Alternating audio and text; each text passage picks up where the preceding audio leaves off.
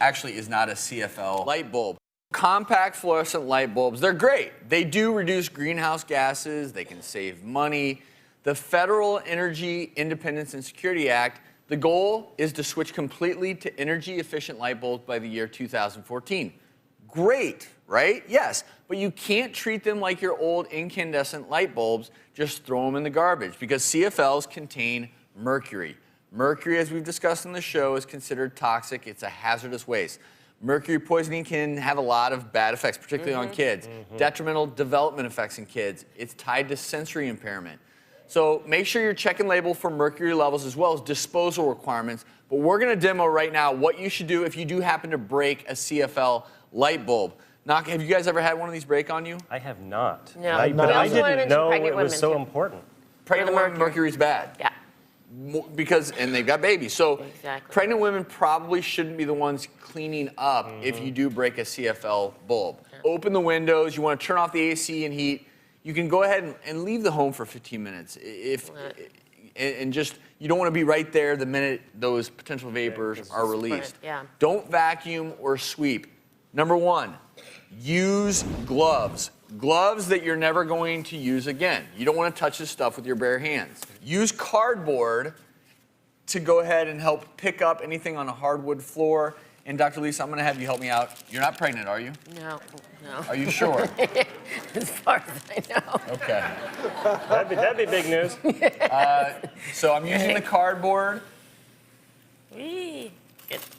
Watch out. Woohoo! And we're just using this for demo purposes. This actually is not a CFL. So I'm getting a little more, and if there's any left, I will take a damp cloth, pick it up, throw that away as well. But what do you do if it's on carpet? Well, the big pieces, Dr. Lisa, I'm gonna move this a little bit over closer to you. The big pieces, you can still use cardboard. Again, I've got my gloves on. Dr. Lisa would normally have gloves on. But now what do? You know, what do? I've gotten as much out as I can, but as you can see, there's a lot of glass left. Don't vacuum or sweep. So Dr. Lisa, will you hand me that duct tape? So the glass is still there. What you can do, believe it or not, is take duct tape to get up these loose pieces. So use the duct tape, that will grab onto the glass. See that? Nice. Voila, dispose of it. I'm not gonna do all this right now. I'll finish my job later. But then everything goes into this bag. The cardboard, the gloves,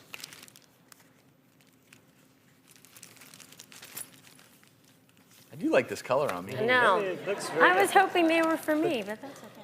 And then, last but not least, you're going to double bag it.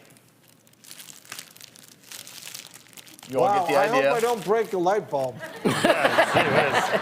And then I think take it'd be it easier to just outside, get move it out in the out. garbage, and take unbroken CFL bulbs to a recycling center that has a toxic waste center, or your local hardware store oftentimes will have a way to dispose of these in a proper manner. When used properly, they're great. They're great. Other dangers with light sources, though, Dr. Lisa. Halogen. Now, halogen, really, it can get really, really hot. A 300-watt bulb can get up to 970 degrees. That's so you hot. you don't want to put it by curtains, about anything flammable, combustible fumes or fluids. So you got to be really, really careful with halogen. You know, there's been a lot of college dorms that have banned the floor lamps with the halogen bulbs because they can get knocked over pretty easily Yeah. and then cause a big fire.